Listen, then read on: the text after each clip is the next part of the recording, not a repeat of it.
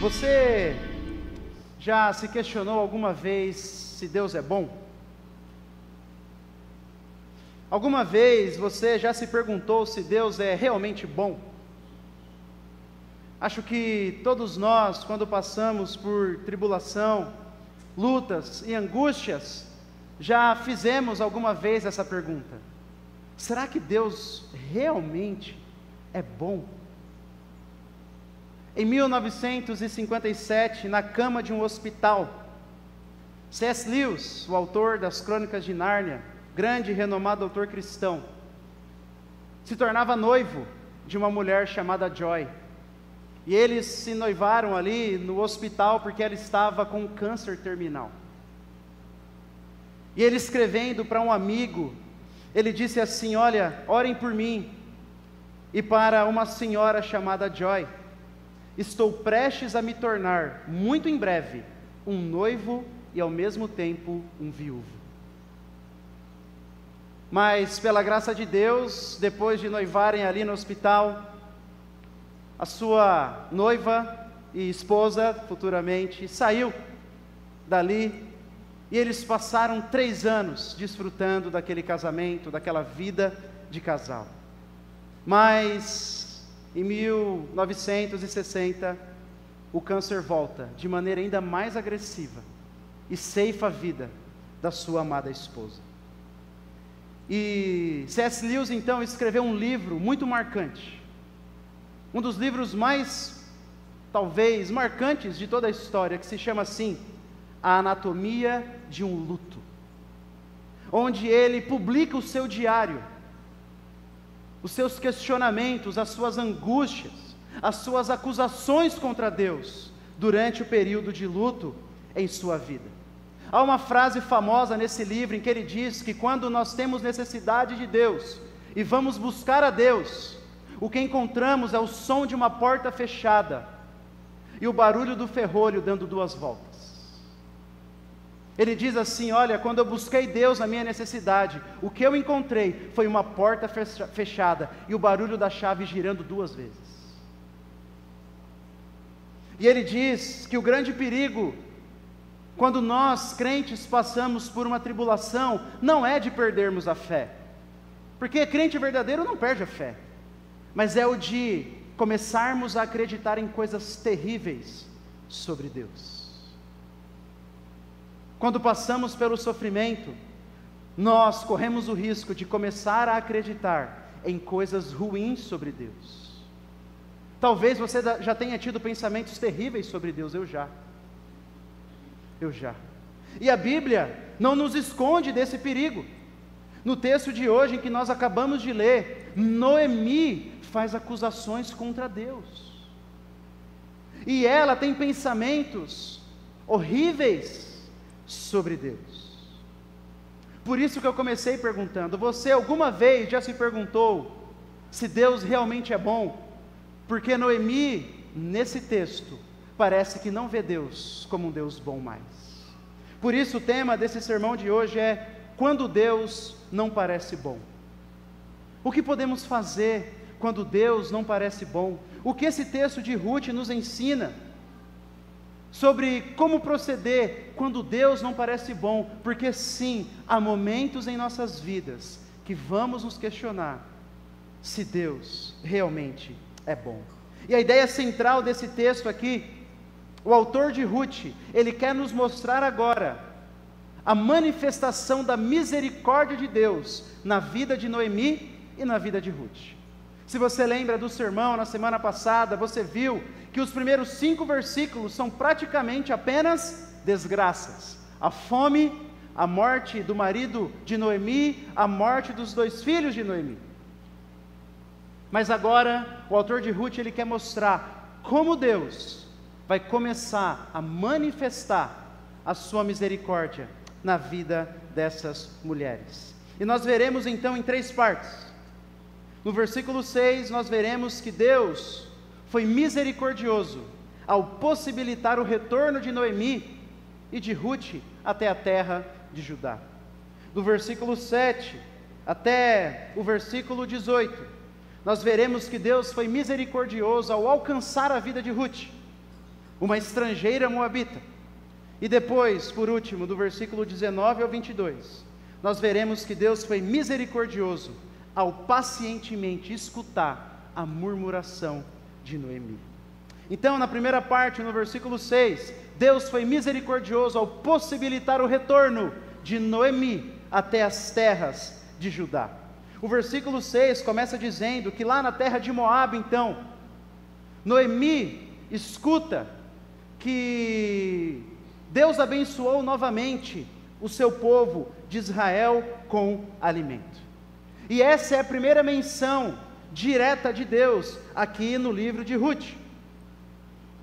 Nós vimos no versículo 1 que o contexto do livro é o período dos juízes, em que o povo se desviava de Deus, e então Deus disciplinava o seu povo, por meio de um povo estrangeiro ou por meio da fome. Mas quando o povo se arrependia, Deus então tornava a derramar as suas bênçãos sobre o povo. Provavelmente era algum desses momentos em que o povo estava de volta aos eixos, e Deus então derrama mais uma vez a bênção sobre aquele povo, e eles voltam a ter alimento. E esse versículo 1 está recheado da manifestação da graça de Deus. Primeiro, diz o texto que lá na terra de Moabe, elas ouviram que em Judá voltou a ter pão. Pergunta: como será que elas ouviram? Não existia telefone celular, não existia redes sociais, não existia telejornal, não existia rádio. Se você morasse no interior de alguma terra, de algum país, provavelmente você nunca iria saber das notícias, a não ser que alguém que viajasse, passasse por lá, ou o rei daquele país mandasse mensageiros por todas as cidades. Então, só o fato de Noemi ter escutado que em Judá voltou a ter alimento, já é uma manifestação da graça de Deus. Mas também, diz o texto lá no versículo 6, que elas ouviram que o Senhor havia se lembrado de seu povo. E essa palavra é uma palavra um pouco forte. É claro que não significa que Deus se esqueceu e depois ele se lembrou, não. A ideia aqui é que Deus interviu na vida daquele povo. Deus, juízes, tão terrível, graça. Por isso que esse versículo 6 é a primeira manifestação da misericórdia de Deus, tanto para Israel, ao dar novamente alimento para aquele povo, mas para Noemi, ao fazê-la escutar e possibilitar então que ela pudesse voltar para Israel. Então eu não quero que você perca o ponto aqui. Deus não estava apenas abençoando Israel, Deus estava também fazendo um convite para Noemi. Noemi, volte. Noemi, retorne. Deus também se lembrou de Noemi. Quem era Noemi agora? Veja, meu irmão, primeiro, ela era uma mulher, e só de você nascer mulher naquele tempo, você já nascia em desvantagem, você já nascia com muitos preconceitos sobre você. Só o fato de Noemi ser mulher, ela já tem uma desvantagem, mas ela não apenas era mulher, ela era uma viúva, e naqueles tempos, viuvez era quase que sinônimo de pobreza. Era o homem que trabalhava fora de casa, era o homem que ganhava dinheiro. Se você fosse uma viúva e não tivesse filhos ou um pai para cuidar de você, você seria uma mendiga. Por isso que nas leis de Israel, Deus deu tantas leis, inclusive um dos propósitos do dízimo era cuidar das viúvas. Noemi era uma viúva, mas ela não tinha pai para quem voltar, porque ela estava em outra terra, e os filhos dela, que poderiam cuidar dela agora, também estavam mortos. E além disso, ela estava em uma terra estrangeira. Ela era alguém estrangeira, alguém de fora, lá nas terras de Moabe. Mas Deus se lembrou inclusive dela. Porque Deus se importa com cada um dos seus filhos. Deus se importa com cada um dos seus filhos. Deus não se esquece de nenhum dos seus, mesmo aqueles mais distantes. Mesmo aqueles que decidiram seguir caminhos para longe do Senhor. Deus, ao permitir que Noemi escutasse que a fome havia acabado, não estava apenas mostrando para ela que o seu problema estava resolvido, o problema que a fez sair de Israel, não. Deus a estava chamando de volta.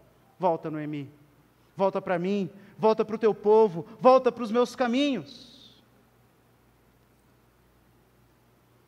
E perceba que para ela voltar para Deus, ela precisa voltar para o povo de Deus.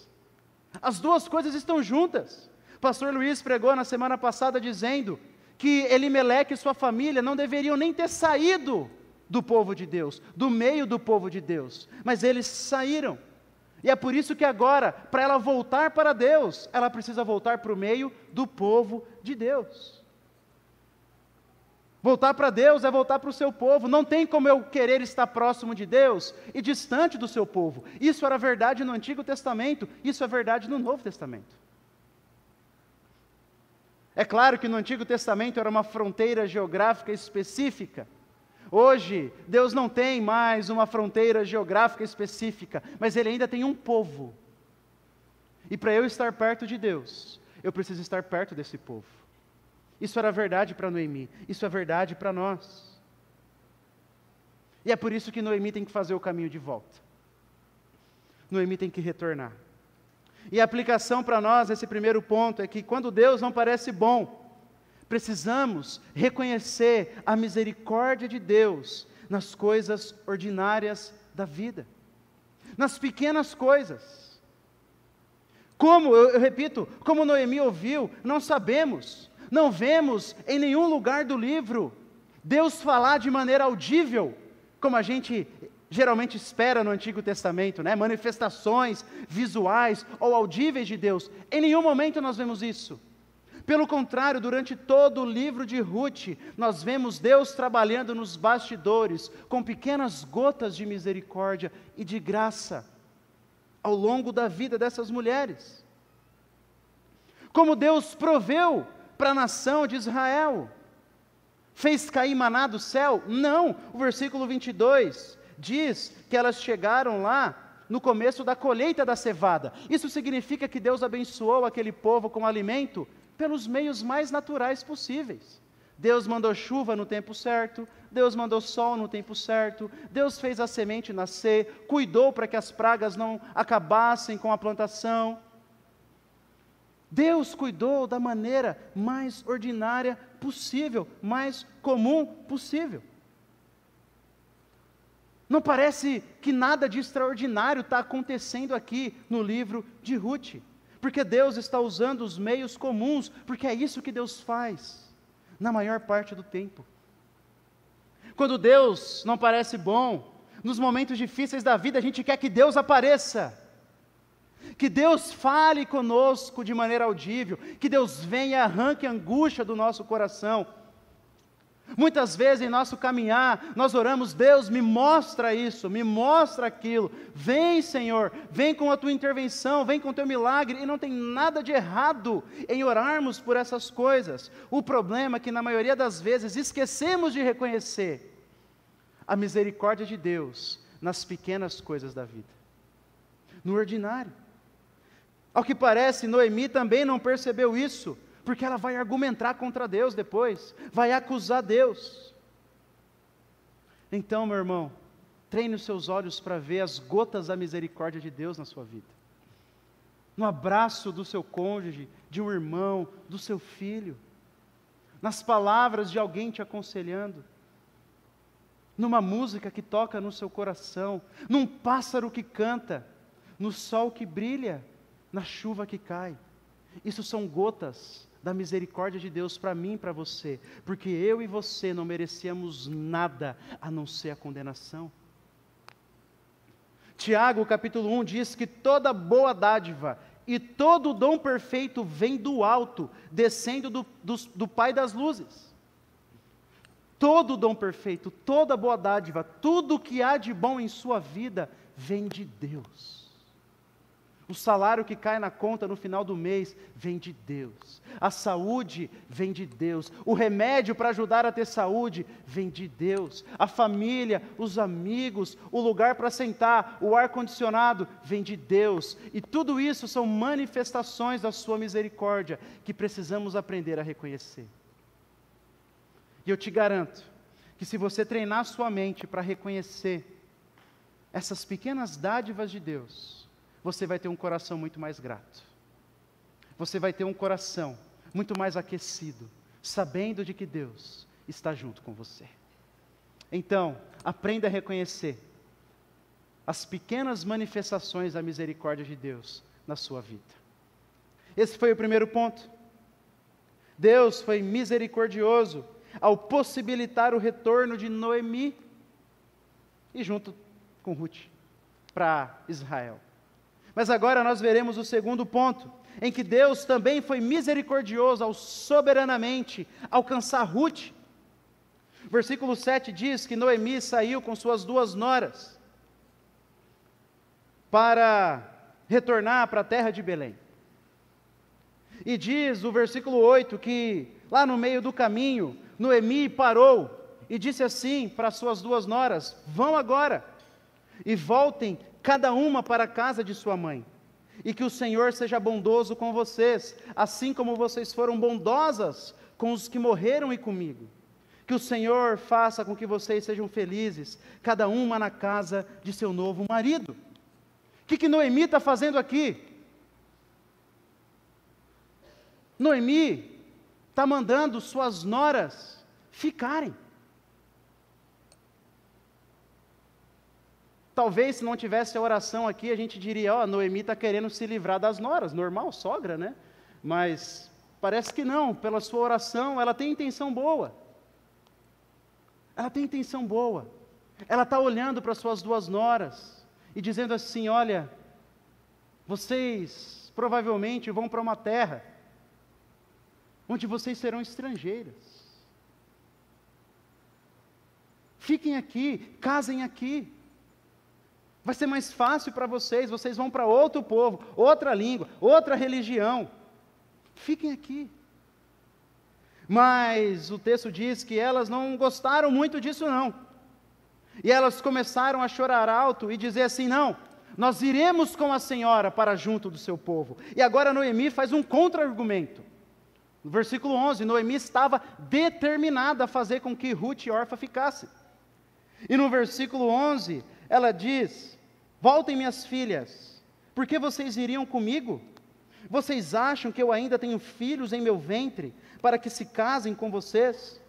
Voltem minhas filhas, vão embora, porque sou velha demais para ter marido. Fiquem aí. Veja que a única perspectiva que tinha na mente de Noemi, é que ela se casasse. Porque basicamente era esse o propósito de toda mulher daquele tempo. Noemi está pensando, olha, meu Deus, se eu levar essas mulheres para Israel e elas não casarem, elas não vão ser felizes de novo, elas não vão ter um propósito para viver de novo. Então fiquem aí. E no final do verso 13, ela ainda diz, olha, a minha amargura é maior do que a de vocês, porque o Senhor descarregou a sua mão contra mim. Frase forte, não é? Sabe o que ela está dizendo? Vocês querem seguir alguém que está debaixo da ira de Deus? É isso que ela está dizendo. Ela usa uma frase, uma construção, como se Deus fosse inimigo dela. Ela diz assim, vocês querem mesmo seguir alguém que está debaixo da maldição de Deus? Perdi marido, coisa terrível.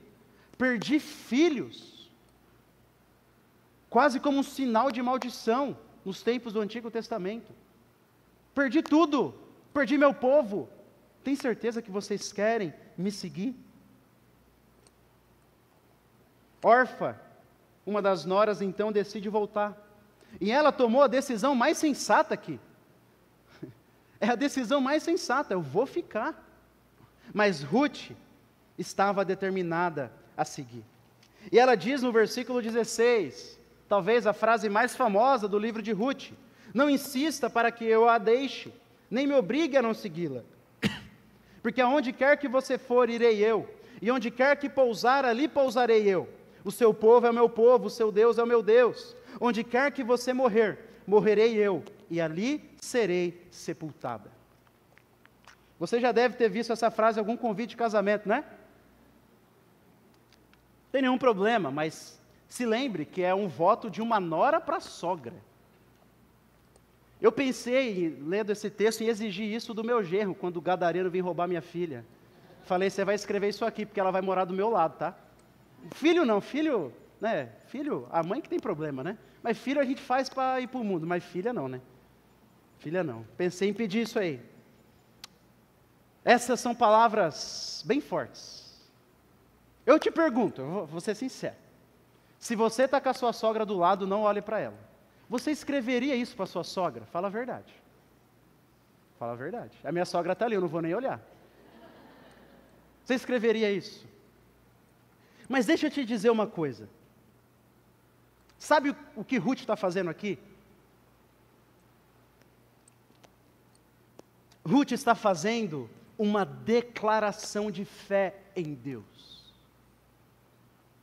Vou repetir. Ruth está fazendo uma declaração de fé em Deus. Ela estava abandonando o seu povo, seus deuses, suas raízes, para seguir o Deus de Noemi, para seguir o Deus de Israel. É por isso que ela diz: o seu Deus é o meu Deus. O seu povo é o meu povo. Eu não vou ficar aqui servindo os meus deuses, os deuses do meu povo. Eu quero seguir o seu Deus, Noemi. É uma declaração de fé, é uma declaração de conversão que Ruth está fazendo aqui. Irmãos, o custo era alto. Ela seria uma estrangeira em terra estranha, e era de um povo que não era muito amigo de Israel. Os moabitas não eram amigos de Israel. Sabe aonde surgiram os moabitas? Talvez você vai lembrar.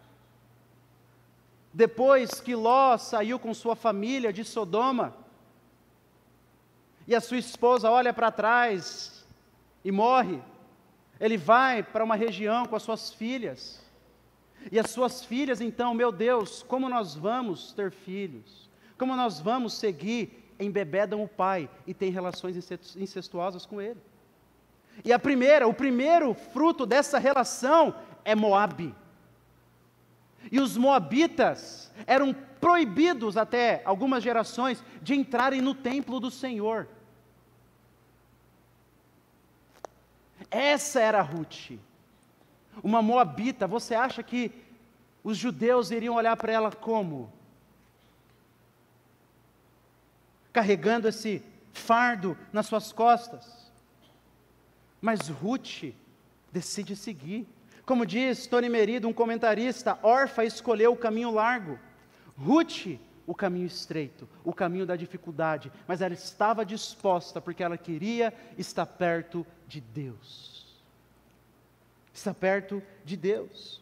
Então, meu irmão, veja como Deus demonstrou misericórdia ao alcançar essa moabita aqui. Ela não era do povo de Deus, ela era de um outro povo, inimigo do povo de Deus, que adoravam outros deuses, que tinham práticas pagãs, mas Deus age de maneira soberana para alcançar Ruth. Pensa comigo, se não existisse a fome, Elimeleque e sua família não teriam ido para Moabe, e talvez Ruth nunca teria escutado sobre o Deus de Israel.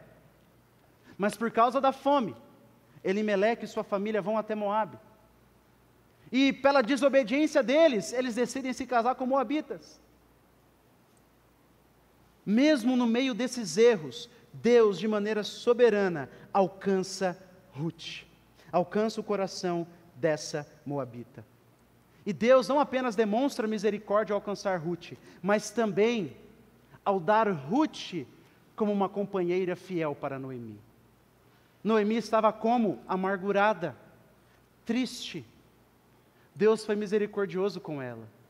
Quando nós passamos por tempos difíceis, você sabe quão preciosas são as companhias que Deus nos manda para caminhar conosco.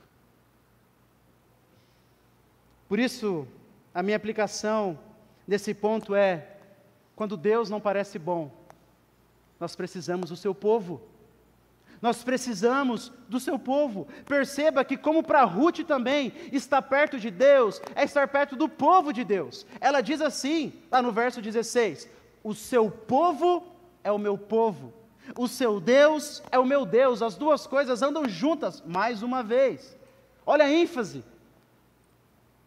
Que para estar perto de Deus, eu preciso estar perto do seu povo. Meus irmãos, eu sei, você sabe que no tempo do sofrimento, nós temos a tendência de nos afastar do povo de Deus. Seja na angústia, seja no sofrimento, seja por causa do nosso pecado, nós temos vergonha, nós perdemos a vontade, nós não queremos ir. Mas é justamente nesses momentos em que nós temos que estar ainda mais próximos do povo de Deus. Mais próximos. Precisamos batalhar para que esse afastamento não aconteça, porque Deus trabalha por meio dos nossos irmãos. Deus nos abraça por meio do abraço dos nossos irmãos. Deus nos aconselha por meio do aconselhamento dos nossos irmãos. Nós precisamos uns dos outros, carregar os fardos uns dos outros, aconselharmos uns aos outros. Nós precisamos do povo de Deus. Então, quando Deus não parece bom, se agarre em seu povo. Mas não precisa só esperar a tristeza vir para se agarrar no povo de Deus, né? Se agarra agora também. Se agarre sempre no povo de Deus. E aqui eu gostaria de dar 2 sugestões para você caminhar nesse sentido. Primeiro, seja humilde. Nós precisamos de humildade para reconhecer nossa dependência um do outro, para pedir oração quando nós estamos necessitados. Eu admiro irmãos que vivem pedindo oração. Eu luto para mandar um pequeno pedido. É errado. Eu deveria pedir oração. Se eu creio de fato que oração tem poder e que eu preciso da igreja, eu deveria compartilhar isso. Então, meu irmão, nós precisamos de humildade para pedir ajuda nos momentos de dor.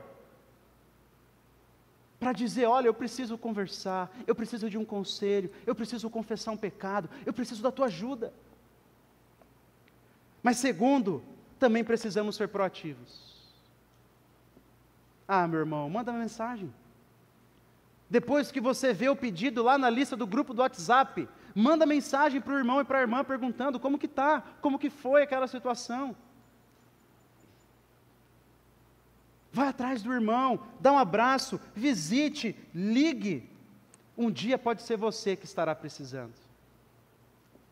Então, esse foi o segundo ponto do texto.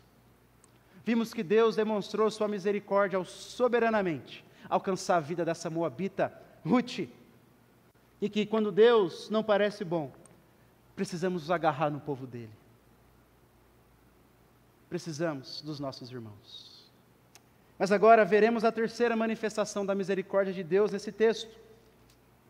E veremos que Deus foi misericordioso ao ouvir pacientemente a murmuração de Noemi. A partir do versículo 29 agora, o texto vai narrar a chegada delas em Belém. E diz o versículo 19, que quando elas chegaram, todo o povo se comoveu por causa delas. Houve um alvoroço na cidade. Noemi estava retornando para casa, e as mulheres se perguntavam, diz o texto, essa não é a Noemi? Não sabemos ao certo o motivo dessa pergunta. Talvez Noemi estivesse tão abatida, que a amargura estava posta em seus olhos, em seu rosto. Você já passou por isso? Já viu gente assim? Quando a dor é tão grande, você consegue ver no olhar da pessoa. Talvez Noemi estivesse assim. Ou talvez a surpresa era porque Noemi saiu com um marido e 2 filhos. E ela volta agora sem marido, sem filhos e com uma estrangeira ainda por cima. Nós não sabemos. não sabemos o motivo, mas nós sabemos a resposta. No versículo 20, Noemi diz assim: não me chamem mais de Noemi, mas de Mara, porque o Todo-Poderoso me deu muita amargura. Noemi pede para que seu nome seja mudado. Na cultura hebraica, é muito comum até hoje, nos países do Oriente em geral, os nomes terem significados. Você dá o nome do seu filho com um significado específico, e não apenas com um significado geral, como aqui no Ocidente, né? O nome tal significa uma frase. Não, você dá o nome daquela língua mesmo. E Noemi, em hebraico, é literalmente agradável. Então imagine, eu poderia ler aqui o texto chamando Noemi toda hora de agradável. A agradável saiu e foi até Moabe, e agora a agradável retornou. Esse era o nome dela. Mas agora ela pede para mudar para Mara. E Mara significa literalmente amarga. Noemi está tão triste, tão amargurada, tão abatida, que ela quer ser conhecida como amarga. Ela quer que as pessoas a chamem de amarga. Ela quer manifestar para todo mundo que ela está amarga. E ela culpa quem pela sua amargura? Deus. Ela diz no versículo 21, quando eu saí daqui eu era plena, mas o Senhor me fez voltar vazia. Por que então querem me chamar agradável? Se o Senhor deu testemunho contra mim e o Todo-Poderoso me afligiu? Ela repete a ideia do versículo 13, ela parece que se coloca como alguém contra quem Deus estava indo contra, como uma inimiga de Deus. Ela joga toda a culpa em Deus. Veja, não tem uma palavra da responsabilidade do seu marido em sair das terras de Israel e ir até Moabe. Tudo para Noemi era culpa de Deus. Era culpa de Deus. Por um lado, Noemi não estava de todo errada. De fato, Deus não perdeu o controle e dirigiu todas as coisas. Deus é soberano, inclusive sobre os nossos erros, sobre as coisas ruins que acontecem na nossa vida. Deus controla todas as coisas. Quando Jó perdeu todos os seus filhos de uma única vez, talvez você lembre a frase dele: o Senhor deu e o Senhor tomou. Bendito seja o nome do Senhor. Durante toda a Bíblia nós vemos isso, que Deus é soberano sobre a vida, sobre a morte, sobre a riqueza, sobre a pobreza, sobre os problemas, sobre a saúde, sobre a doença. Deus é soberano sobre tudo isso. Noemi, então, não estava de toda errada. O problema é que ela não via mais Deus como amoroso, misericordioso e bondoso. Ela só via Deus como um carrasco, como um sádico, como alguém que tem sim todo o poder, mas apenas para ficar cutucando seus filhos e causando sofrimento na vida dele. Eu te pergunto, isso já passou pela sua cabeça alguma vez?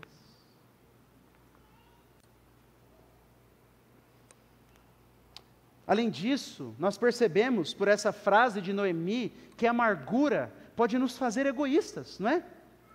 Não era só ela que estava sofrendo, mas não tem uma palavra sobre Ruth, tadinha de Ruth. Ruth também perdeu o marido. Ruth agora estava longe do seu povo. Mas Noemi não consegue ver Ruth. Ela só tem olhos para o seu próprio sofrimento. Esse é um problema que a gente passa e lida também quando a gente sofre, né? A gente só olha para a gente esquece do outro. E além disso, ela não reconhece que Ruth é um presente de Deus para ela. Ela diz que voltou vazia. Como assim, Ruth? Olha para o teu lado. Como assim, Noemi? Olha para o teu lado. Como você voltou vazia, sem ninguém? Você tem Ruth aí contigo, uma nora e tanto, uma companheira para a vida. Mas não, Ruth reclama, Noemi acusa, Noemi murmura, E Deus pacientemente escuta isso. E não apenas escuta isso. Nós veremos que já no versículo seguinte, depois do 22, no capítulo 2, Deus já começa de novo a demonstrar misericórdia por ela. Deus nunca deixou de demonstrar misericórdia. Por isso que nós vemos a manifestação da misericórdia de Deus aqui. Ao Ele escutar pacientemente a acusação de Noemi. E a aplicação para esse nosso ponto é que quando Deus não parece bom, precisamos lutar contra os nossos sentimentos e nos agarrar naquilo que Deus diz. Esse é um dos ensinamentos que nós podemos tirar dessa experiência de Noemi. Noemi se sentia amargurada, e por causa disso, ela não sentia mais que Deus era bom. Ela não sentia mais que Deus era bom. Ela não conseguia mais ver a bondade, a misericórdia e o amor de Deus. E isso corrói por dentro. Isso corrói, meu irmão. Ela sabia que Deus era bondoso. Lembra da oração que ela faz pelas noras? Que Deus seja bondoso para com vocês e as façam felizes. Mas ao que parece, ela não conseguia ver isso na sua própria vida. Ela estava deixando os seus sentimentos falarem acima das verdades da palavra de Deus que ela aprendeu quando criança. Se ela estava sentindo então que Deus não era bom, então Deus não era bom. E perceba você, na nossa cultura, nós somos ensinados a sermos guiados pelos nossos sentimentos. Se eu estou casado com alguém, mas perco o sentimento, o que é que eu faço? A cultura, tá? Me divorcio. Não existe essa de ir contra o sentimento. Se eu nasci homem, mas me sinto de outro jeito, o que eu faço? Se eu estou num trabalho, mas eu não me sinto mais feliz, mais pleno, nem que estou sendo reconhecido, o que eu faço? Eu mudo. Eu mudo. Veja, não estou dizendo que não existem motivos justos para você deixar o seu trabalho, tá? O que eu estou dizendo é que a nossa cultura, o sentimento vem acima de tudo. Como você se sente é a coisa mais importante. Como eu me sinto é aquilo que tem que se sobressair sobre os outros, e isso acaba nos influenciando. Os nossos sentimentos, por mais importantes que sejam, também foram manchados pelo pecado. Isso significa que eles podem estar errados, e frequentemente estão. Lembre-se, não é porque você está se sentindo daquele jeito, que aquilo é verdadeiro. Quem aqui luta contra a ansiedade sabe disso, não é? Eu lembro de uma familiar minha dizendo assim, olha, eu acho que eu vou morrer, tendo crises de pânico. E aí ia no médico, não era nada. O sentimento que ela tinha não correspondia com a realidade. É assim com a gente, é assim com os nossos medos. Às vezes a gente tem medo de coisas que a gente não sabe se vai acontecer. E a gente sofre mais esperando o medo, por medo daquilo, do que quando realmente acontece. Por quê? Porque a gente tende a dar ouvidos demais para os nossos sentimentos. Quantas vezes a gente vai pedir perdão para Deus e a gente não sente perdoado? Você já passou por isso? Você vai lá, você confessa, você pede perdão. Aí você não se sente perdoado. E aí você entra numa crise. E aí a gente começa a tentar barganhar com Deus. Aí pede perdão de novo. Veja, meu irmão, não é sobre o meu sentimento. Se eu confessei e pedi perdão, Deus perdoa, independente de como eu me sinta. Porque é Ele que diz, se confessar os seus pecados, Deus é fiel e justo para nos perdoar e nos livrar de toda injustiça. É sobre Deus, não sobre o meu sentimento.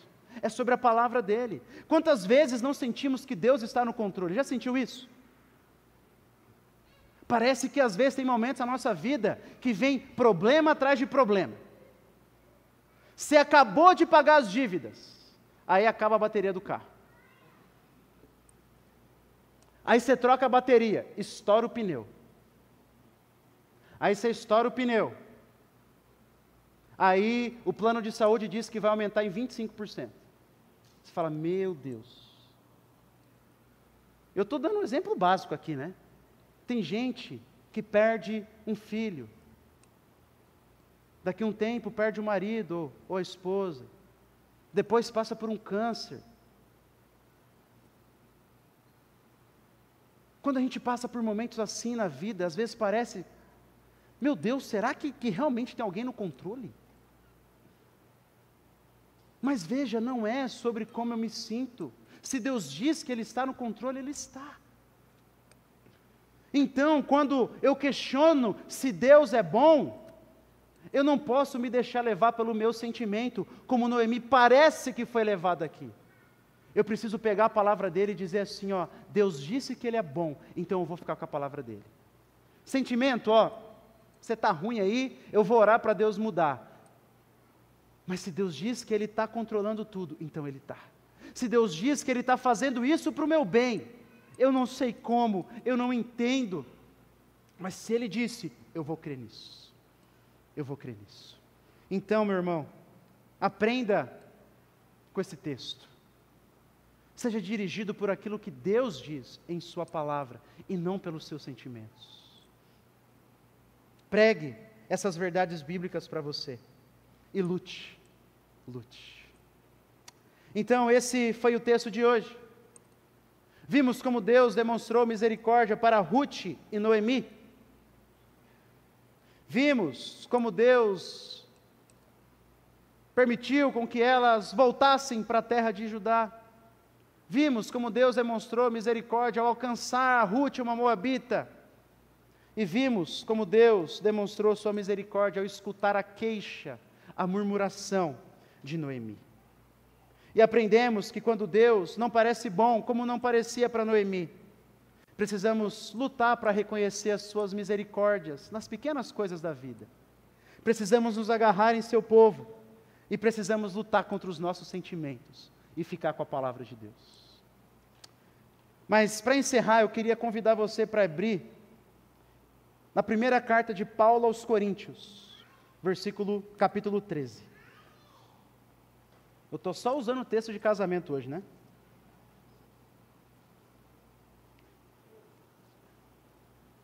Primeira carta de Paulo aos Coríntios, capítulo 13.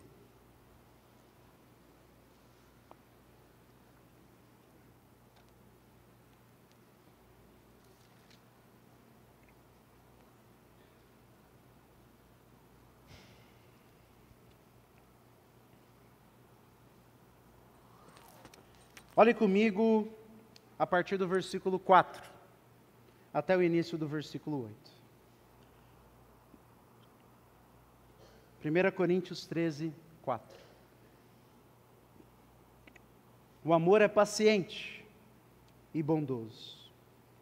O amor não arde em ciúmes, não se envaidece, não é orgulhoso, não se conduz de forma inconveniente, não busca os seus interesses, não se irrita, não se ressente do mal. O amor não se alegra com a injustiça, mas se alegra com a verdade. O amor tudo sofre, tudo crê, tudo espera, tudo suporta. O amor jamais acaba. Até aqui. Eu sei que eu e você estamos acostumados a ouvir esse texto em casamentos, ou em pregações acerca de casamento. E nós lemos isso e oramos, Deus, faz o meu amor assim, pela minha esposa, pelo meu marido, me ensina a amar desse jeito, eu quero amar dessa maneira aqui. Mas eu gostaria de convidar você a ler esses versículos de uma maneira diferente a partir de hoje, também, mais uma maneira. A Bíblia nos ensina que Jesus foi o homem perfeito, não foi? Então, se alguém amou dessa maneira, foi quem? Jesus. Mas a Bíblia não apenas ensina que Jesus foi o homem perfeito. A Bíblia também ensina que Jesus é a manifestação suprema do amor de Deus por nós. É por isso que João 3,16 diz, porque Deus amou o mundo, que deu o seu Filho. Jesus é a manifestação suprema desse amor. Então eu queria convidar você a ler esses versículos agora de uma maneira diferente. Pega a sua Bíblia de novo. 1 Coríntios 13, versículo 4, agora leia assim: Jesus é paciente e bondoso. Jesus não arde em ciúmes, não se envaidece, não é orgulhoso, não se conduz de forma inconveniente, não busca os seus interesses, não se irrita e nem se ressente do mal. Jesus não se alegra com a injustiça, mas se alegra com a verdade. Jesus tudo sofre, tudo crê, tudo espera, tudo suporta. O amor de Jesus jamais acaba. Esse é Jesus, meu irmão. Quando Deus não parece bom, olha para Jesus. Quando você não conseguir ver as misericórdias dele, mesmo nas pequenas coisas, olhe para Jesus. Quando você não conseguir ter forças nem para vir para o meio do povo dele, olha para Jesus. Quando os seus sentimentos você não conseguir combatê-los, olha para Jesus. Jesus é a manifestação suprema do amor de Deus, e o amor dele jamais acaba. O amor dele jamais muda. Quando Deus não parece bom, olha para Jesus, olha para a cruz, olha para a obra dele. Termino com uma citação que diz assim: minha vida inteira esteve exposta ante os seus olhos desde o princípio. Ele previu todas as minhas quedas, todos os meus pecados e todas as minhas reincidências. Todavia, fixou o seu coração em mim. Esse é o nosso Deus. Meu irmão, ele viu todas as suas quedas, todas as suas reincidências, todos os seus pecados, mas se você é um filho dele, o coração dele está posto sobre você. E se você não é um filho dele, deixa eu te dizer, faça como Ruth, venha desfrutar desse amor, venha desfrutar desse amor. E a você que já é um filho dele, creia nisso, meu irmão. Não há nada que você possa fazer, ou que alguém possa fazer, que vá mudar o amor de Deus, o amor que ele sente por você.